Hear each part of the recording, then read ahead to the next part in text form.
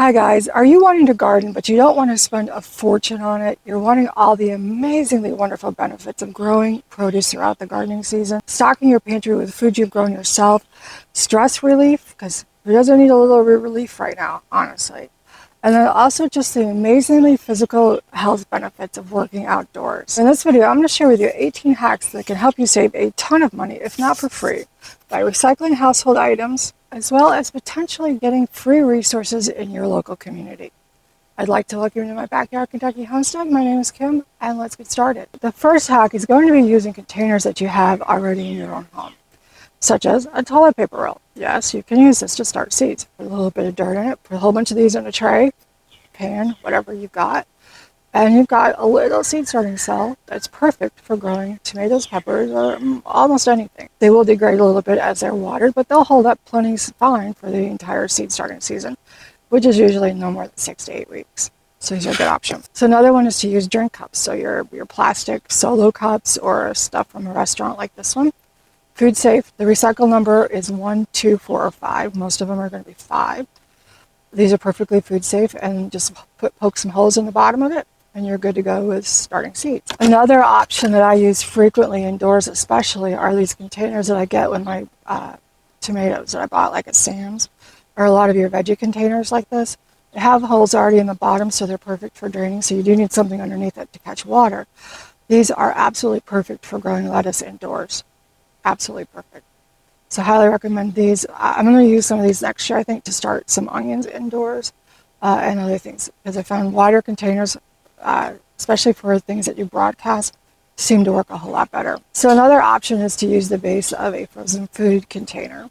This is from like a Jack Daniel's barbecue entree. Perfectly good for growing lettuce or other seedlings, and so another great option. So you can get a lot of really good things that you already have, and you don't have to spend a whole lot of money on seed starting supplies. Now, I would recommend seed starting mix, because that is a lighter, fluffier mixture that the seeds don't have to work as hard to grow through. So I would recommend that, but for the container, you can use about anything that you want as long as it's food safe. So the second item where you can save a whole lot of money is either seed saving or seed sharing. So with seed saving, you would go from this year to next year. So at the end of this season, a lot of your annuals will set seed. Perennials will too, to some extent. But what you can do is just gather those, put them in a little envelope. There's little seed envelopes that you can get off Amazon. Not very expensive. Put on the envelope what they are and start them next year. I've done that with a lot of things, with zinnias, calendula, a lot of other things.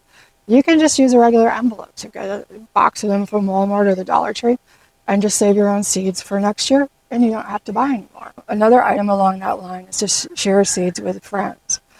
Do a seed swap, because a lot of packets have more seeds than you will need for a couple of years even.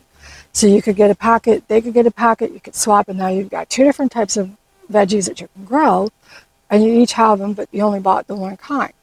So seed swapping is a really good idea. There are also some community events like that to where you can go and swap seeds. So check that out. Check out Facebook. Check out your local online bulletin boards, whatever you have in your area for local seed swaps. Just Google it. You'll probably find something. So the third item with seed starting is to look for online sales or local area seeds that are a lot cheaper. Now, Dollar Tree has really great seeds.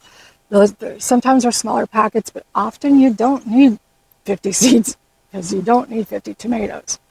So a smaller packet is actually probably more cost effective for the home gardener, so it's a great idea.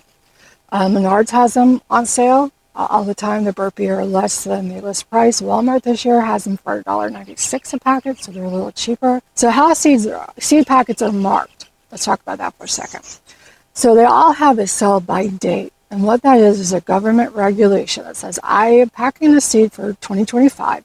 Therefore, I have to sell it in 2025. I cannot sell the seed packet later on, 26 or 27 or on. They can only sell it this year. Does not mean that that seed is no good. So don't throw your seeds away. You want to definitely keep all your seeds.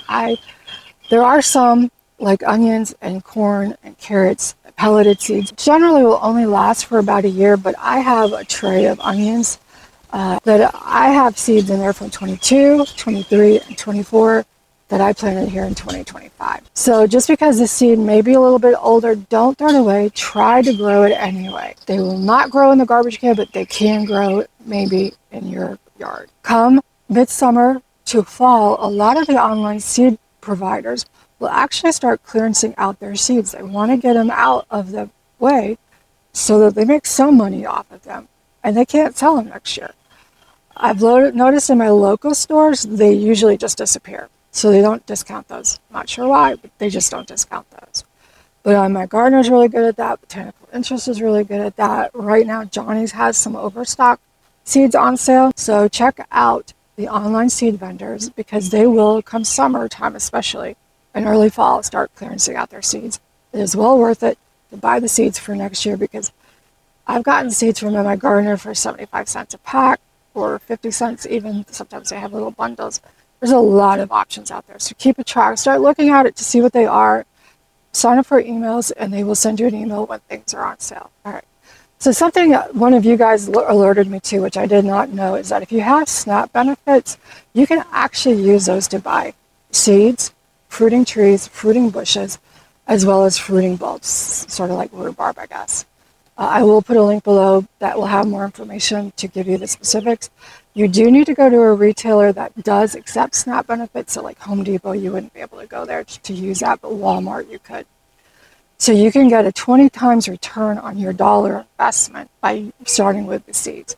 So you can get so much more for your dollar than if you just went out and bought an orange, or you went out and bought lettuce.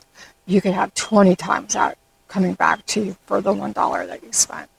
So do check that out if you use SNAP benefits. The fourth item is going to be grow lights. If you're going to start seeds indoors, you're going to need some type of extra light production for those seedlings to be healthy.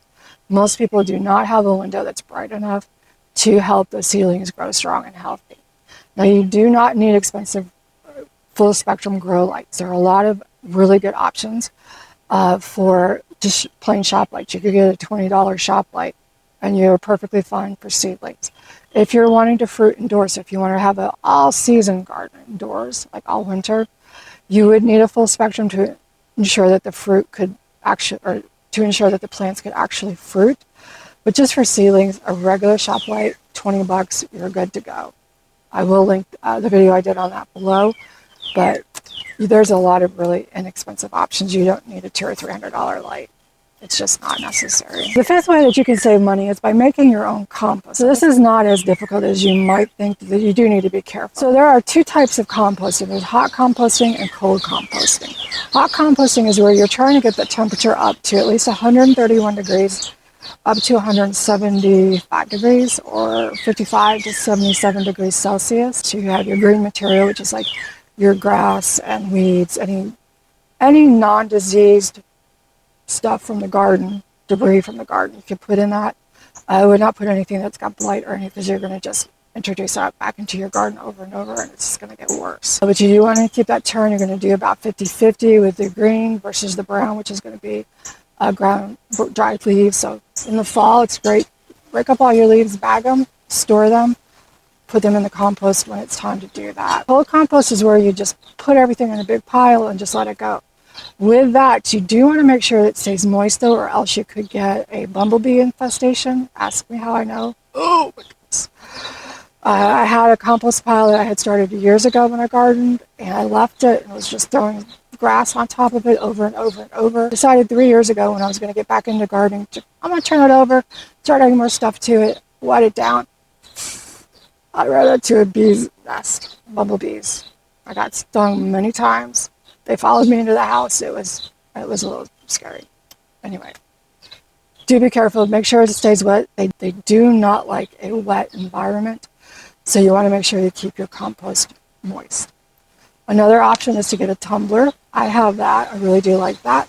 And you just put your food scraps in there, your debris from the yard in there, and then you turn that. So it's, again, the hot composting where you're turning it, but you don't need to get in there with a pitchfork or a shovel and do it that way. Another option, if you don't want to build a plank fence type of thing, which you can use pallets to do that. You could also, there's vinyl fencing that you could get off Amazon. I'll put a picture on the screen to where you can actually just put a temporary compost pile up, put your leaves and debris in there, your food scraps in there, and then it allows you just to have that in a convenient area to the garden without a whole lot of infrastructure build. As far as soil amendments, a couple of things that you can use to really help you improve your soil are coffee grounds, so you do need to be careful. They will help improve the texture and the nutrients within soil, but they will increase the acidity. So if you've already got kind of acidic soil, you do want to be careful with that, and you don't want to add too much because it can actually cause plant development to stall out, and they won't grow as well. So some coffee grounds is great. You could also add eggshells in there, but those will take a couple of years, possibly at least months and months to break down. They will not immediately add calcium to your soil. It takes them a long time to break down, but it's not a bad idea to add those into your compost. Another thing is to develop leaf mold, which is similar to composting. You would just take all your leaves, pile them up, keep them moist over several months to a couple of years. They will break down into a fine granular matter that looks like dirt. Basically goes back to dirt. So that's another great option to use to add composting back into your soil, which helps aerate the soil. It helps to add more nutrients back into the soil, and it just keeps the biome healthier overall. As far as the soil, there are a couple of options that you have here. Probably the fastest way to get really good soil is to use a raised bed and add the soil you want, so you know what's in there. It has a good mixture. So to fill the raised beds, what I do is kind of a modified hugelkultur method. And with that, I put cardboard on the bottom, and then I put limbs and branches and leaves on the next layer. And then above that, I will actually put in-ground soil. Right now, Lowe's, I think, has it for $2. It was Home Depot or Lowe's. Has it for $2 a bag for a 3/4 cubic foot bag, which is a pretty good price. So I'll fill up that lower layer with branches, leaves, less quality or denser soil. And then above that for at least 12 inches. So you need to have a taller garden bed to do this. If you have an 11-inch garden bed or lower, you just want to put a really good raised bed soil in there. I have mostly 17-inch beds, so I'll do that hugelkultur on the bottom, and then I will do a layer of in-ground soil to where it's a denser, heavier soil, but it's a lot cheaper. Above that, I want to have at least 12 inches of really good raised bed soil in compost. Or you could go to a local company that has compost and get it from there. Having it delivered can be cheaper, but you have to check for quality as well as price comparison and how much do you actually need. And do you actually have the place to have them dump it? And is it really going to be cheaper? Because usually delivery cost is pretty high. But if you can go there and get it yourself, you're going to probably save a lot of money. Another thing for soil and compost both, check with your local extension office or your city or county government and see if they have any type of mulching, composting resources available. They may even have some for free. There are some areas that do that and don't charge you. You can go get a scoopful of compost or a scoopful of broken down soil and use that for like little to no money. The zoo in Louisville used to have, I don't know if they still do, but you could actually go get, they call it zoo poopy doo, and it was literally all of the waste from the animals. You could go get that, and it wasn't very expensive, but a really, really, really high nutritional value back into the garden from that. So check out your local, if you have a zoo, your local municipality, local extension office for any options that you might have for resources to get cheap or free even soil or compost. So the 8th thing that you can do to save money is to repurpose buckets, bins, fabric bags. Grow bags are awesome.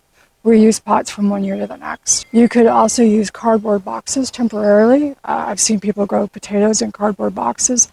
So those will work for a while. Of course, heavier is better because they won't break down as fast. But it is an option to use a cardboard box as well. So the Dollar Tree also has a couple of really good options for food-safe planters. These are pretty good size. These would be really good for peppers or some of your herbs or smaller pots. I actually planted up an herb garden in these.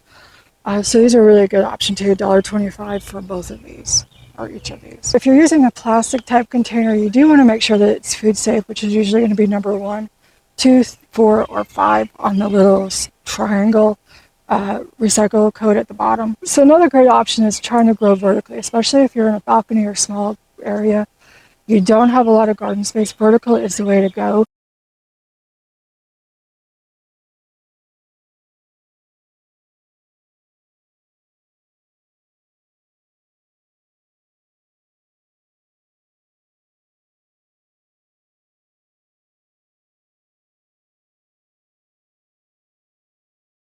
Number 10 is going to be to collect rainwater through a rain barrel or other, pails that are contained that you can use and keep safe from mosquitoes. You don't want standing water that is not covered, because that will allow mosquitoes to multiply, and it's a bad thing. Number 11 is going to be pest control, natural ways to pest control. Now, you could go out and buy ladybugs. I did that last year.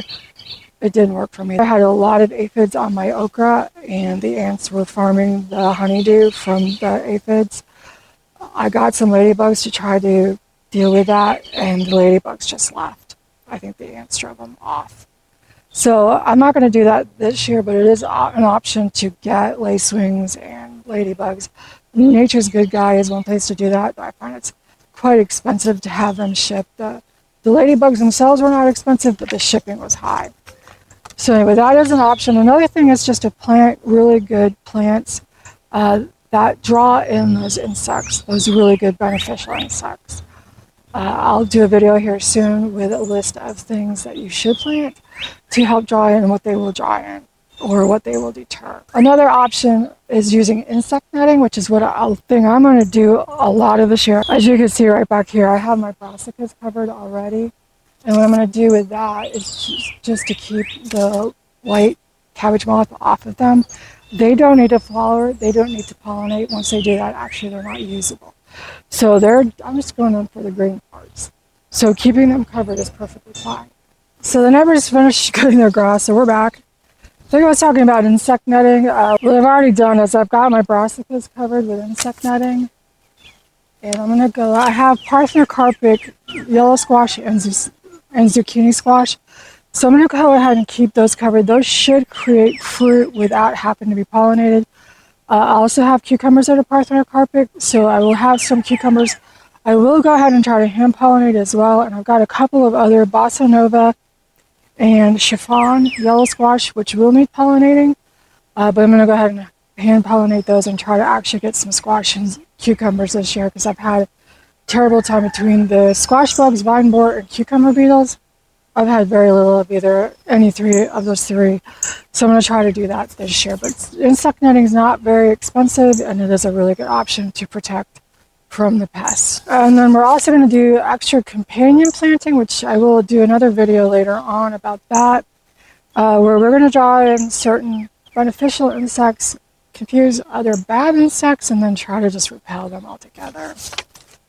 So that is a thing. And Seed and Spoon has a really great app for that. You don't have to pay for that part of the app, but you can put in, say, cucumbers, and what is a good thing to plant with it and what is a bad thing, because there are some combination of plants that don't work well with each other, either because of the nutrients that they require, the amount of their height, so they may block the other one out, or they could actually release, as in with garlic and a few other things, they could actually release allelopathic chemicals that actually can harm, if not just kill straight out, other plants. So I'll be doing a video on that here soon. As far as gardening tools, you can use a lot of your household items, spoons. The spatula would be great for digging. Things that you're not worried about using indoors for food anymore. Consider using them instead of chucking them. Look around at what you have in the kitchen, things that you may not want to use indoors anymore that you wouldn't mind getting rid of. The 14th item is going to be free mulch, which you could get from your own yard, from your leaves that fall. You could go to your neighbors and say, hey, can I rake up your leaves for you? And they're like, sure. So you can go ahead and use those to mulch as well. They're really good to protect the plants over the winter. You could also break up cardboard and use that to a degree. One of the things I did with the back flower bed along there is that I put cardboard down to help suppress the weeds.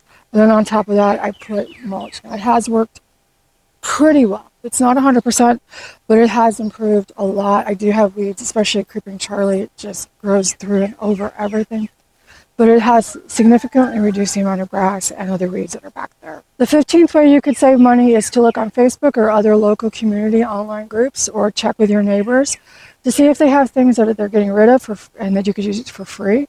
Like I said, recycled pots before. You could go to yard sales and look for things cheap that way. If you have an old iron bathtub, you could actually, as long as it has ability to drain, you could use almost any kind of container to put plants. But just check out local online sources. You could check out your local thrift stores, yard sales. It's springtime. It's a great time for tag or yard sales, garage sales. So check around the local community for things that are a little bit less expensive, but are going to be very useful for the garden. So plant propagation is a really good thing. If you have perennials that are established, they will over the time, every few years, need to be divided. And you could do it into half or 3 or 4, depending on how big they are.